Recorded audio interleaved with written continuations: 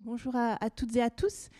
Alors, je vais vous présenter le dernier numéro de notre revue angliciste de La Réunion, Alizé, qui est paru en novembre dernier. Alors, quelques mots peut-être concernant la revue avant de vous parler vraiment du numéro 44.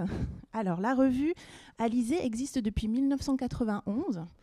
Elle a été récemment dématérialisée. On est passé au 100% numérique en 2023.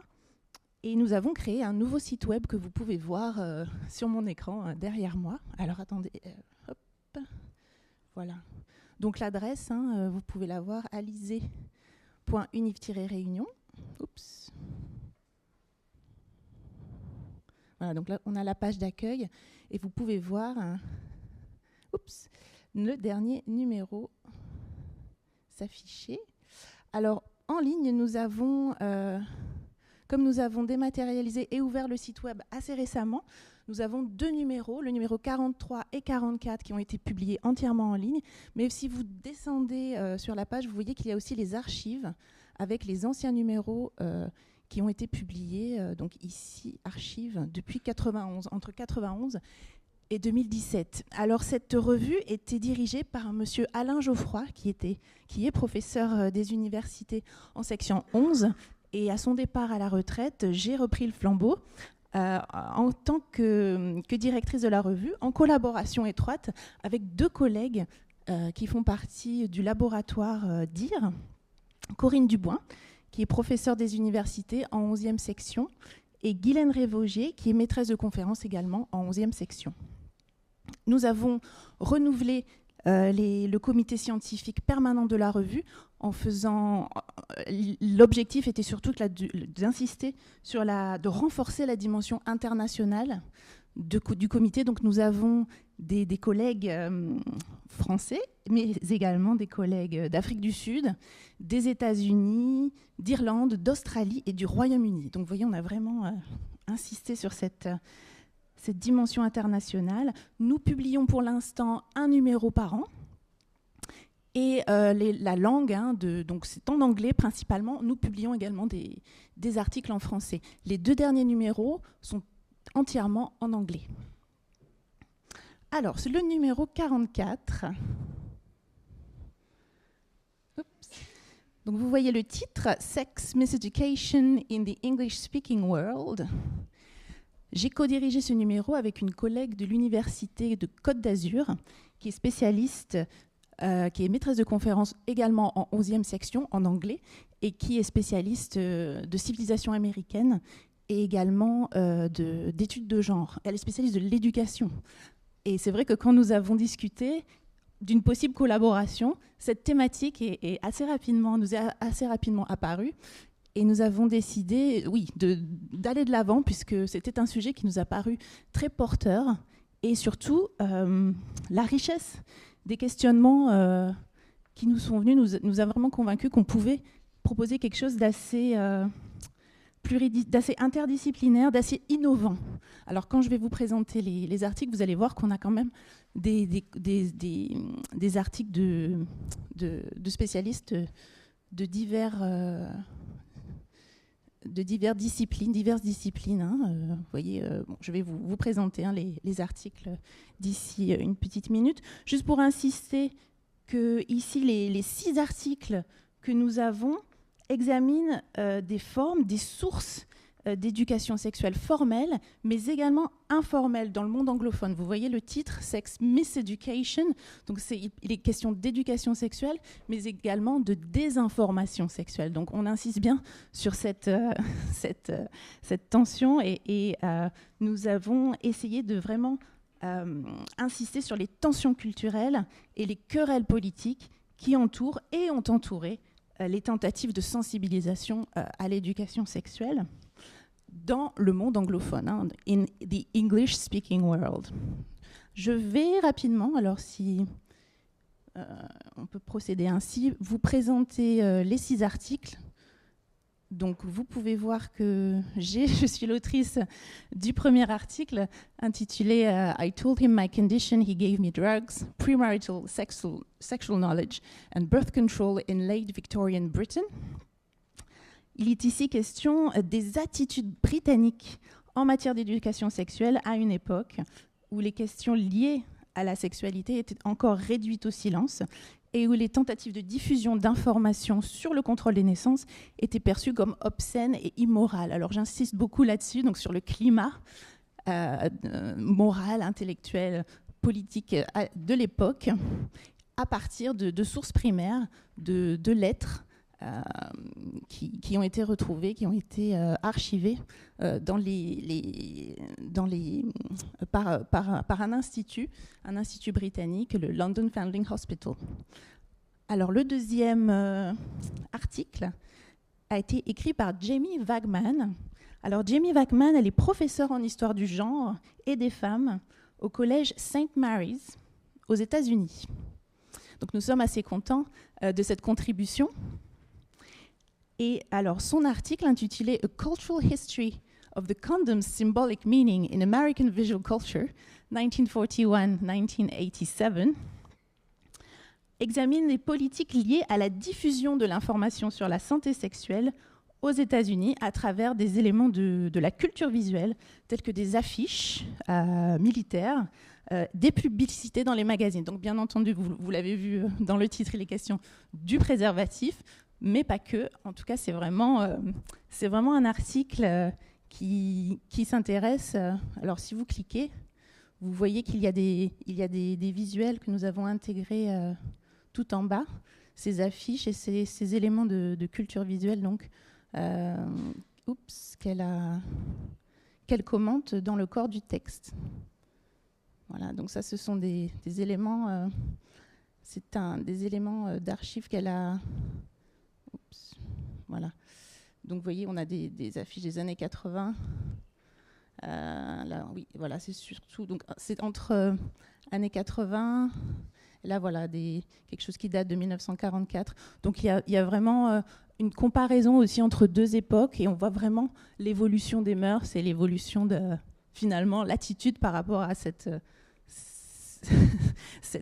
objet de contraception qu'est le préservatif. Je passe à au troisième article. Alors c'est un article de Fabian Mostura qui est doctorant en civilisation américaine à l'université de la Sorbonne Nouvelle. Oups, j'ai vraiment du mal sans. Voilà. Je reviens à l'accueil.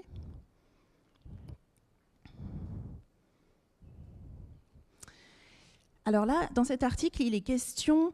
Il s'intéresse aux complexités du cinéma pédagogique liées à l'éducation sexuelle dans l'Amérique d'après-guerre.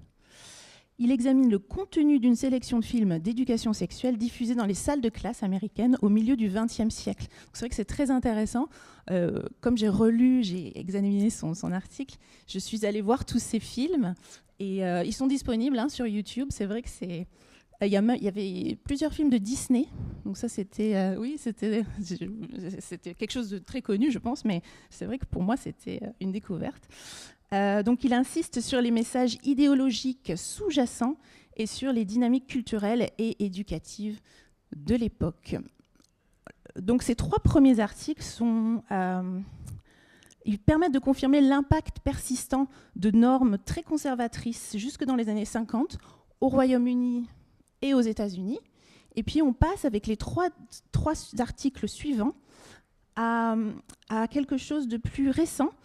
Ce sont des articles qui mettent en lumière des tendances plus récentes en matière d'éducation sexuelle informelle à travers l'étude d'œuvres littéraires et cinématographiques de la fin du XXe et du début du XXIe siècle. Alors je vais rapidement donc, terminer par vous présenter ces trois articles. Sex Education on Screen, Power, Pleasure and Moral Panics a été écrit par deux collègues irlandaises de l'université de Maynooth, qui vont d'ailleurs peut-être, sûrement, venir nous voir au mois de mai. Alors cet article s'intéresse à deux séries que vous connaissez peut-être, la série Sex Education de Netflix, qui a été diffusée sur Netflix entre 2019 et 2024, et Normal People, une autre série irlandaise qui date de 2019. Alors ici, les autrices insistent sur le fait que les séries proposent une mise en avant pertinente de la sexualité gay et trans et de la question du consentement sexuel. L'article soutient que l'éducation sexuelle à l'école devrait intégrer ce genre de support, pourquoi pas, qui permet de refléter un changement de culture et de pensée en matière de sexualité, de genre et de relations amoureuses. L'article de Adèle Waro. Alors, j'ai oublié de vous présenter les collègues. Aneta Stephen et Mary Nimorda. Donc, elles sont toutes les deux maîtresses de conférences en Critical Skills, donc compétences critiques, comme je vous l'ai dit, à l'université de Maynooth. Adèle Waro, donc c'est un article d'une autre doctorante. Donc, vous voyez, on essaye aussi d'encourager les premières publications de doctorants. C'est sa première publication. Elle est agrégée d'anglais à l'université et elle est doctorante à l'université Sorbonne Université. Et donc, elle a publié un article qui s'intitule « Eros as the Virgin Vampire, Monsters, Desires and Female Erotic Curiosity in the Twilight Series, a retelling of Cupid and Psyche ». Je pense que vous connaissez la série, les romans Twilight. Donc, elle s'intéresse au point de contact entre le conte de Psyché et Cupidon, tiré des Métamorphoses d'Apulée, et la romance entre Bella et Edward dans la saga de Twilight de Stephenie Meyer. Donc ici, l'article se concentre sur la représentation paradoxale de la sexualité qu'on retrouve chez Meyer, la façon dont Twilight dépeint le désir et la sexualité auprès de ses jeunes lecteurs. Donc ça, c'est vraiment une question centrale de l'article. Elle s'intéresse à l'importance qui est accordée à la question du consentement et à l'autonomisation des femmes. Le dernier article est un article d'une collègue de l'université de Paris-Saclay, Valérie Besnay. Elle est maîtresse de conférence HDR en études anglaises. Et elle a écrit un article qui propose une lecture à la fois poétique et politique de la représentation de l'éducation sexuelle dans les romans de Sia Figiel. Alors vous voyez dans le titre, les deux romans sont mentionnés, Where We Once Belonged, 96, et Free Love, 2016. Les deux romans peignent des récits d'éveil sexuel féminin dans une société où l'héritage de la christianisation se mêle à la culture populaire américaine, à travers une fiction hybride qui tourne en dérision les théories anthropologiques occidentales. Sia Figiel recentre le discours sur l'éducation sexuelle samoane en adoptant une perspective genrée et locale. Elle donne ainsi une voix aux femmes indigènes, tout en défiant les stéréotypes de genre coloniaux et la domination patriarcale. Voilà. Donc, je pense que j'ai terminé avec ce petit état des lieux de nos 6 articles. Juste pour signaler que nous allons organiser une journée d'études sur cette même thématique. On avait beaucoup de questions qui n'ont pas été, qui sont toujours en suspens, beaucoup de thématiques sur lesquelles on aurait aimé travailler. Et on s'est dit, tiens, on va continuer avec ma collègue de l'Université de Nice.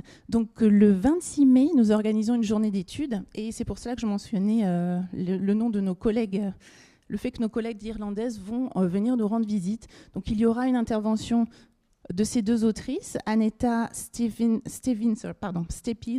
et Mary Nimorda. Il y aura également une intervention de Jamie Wagman, et puis nous aurons des collègues de l'université également qui interviendront et qui vont. Tout cela va nous permettre aussi d'élargir l'ère géographique. On va s'intéresser à d'autres, pas seulement à l'ère anglophone, mais également à des pays de l'ère hispanophone, notamment à La Réunion aussi. On va essayer de décentrer et d'élargir en tout cas le champ en tout cas de cette recherche. Oui, alors ma collègue Corinne Dubois m'a demandé de dire quelques mots concernant le numéro 43, donc juste 2 minutes de plus et j'ai terminé. Le numéro 43, donc c'était notre numéro de relance. Nous nous sommes inspirés d'un thème, d'un sujet du CAPES de l'année précédente. Je pense que c'était rencontre avec d'autres cultures, c'était ça. Nous l'avons adapté aux études postcoloniales. Donc on a, dans notre appel, en tout cas, on a notre appel à articles, nous avons fait en sorte de pouvoir vraiment aborder cette question d'une façon un petit peu différente, en tout cas plus recentrée que la question telle qu'elle était présentée au CAPES. Nous avons 7 articles sélectionnés pour ce numéro de relance, vous voyez, donc, les auteurs, les chercheurs sont des auteurs donc français, mais également de Taïwan et des États-Unis, spécialistes des études postcoloniales. Le numéro permet de réfléchir non seulement à la notion de rencontre coloniale, mais aussi à la nature même des relations de pouvoir qui rentrent en jeu entre groupes dominants et dominés dans le monde anglophone. Donc encore une fois ici, c'est assez vaste. Vous voyez le titre « In the English-speaking world ». Et donc il s'agit d'articles d'articles qui ont des approches historiques, socioculturelles. On a également des articles qui se concentrent sur des productions littéraires. Voilà, je pense que j'ai fini. Désolée, j'étais peut-être un petit peu longue. Merci à toutes et à tous. En tout cas, j'espère que ça vous aura donné envie d'aller consulter notre page web et d'aller lire nos articles. Merci beaucoup.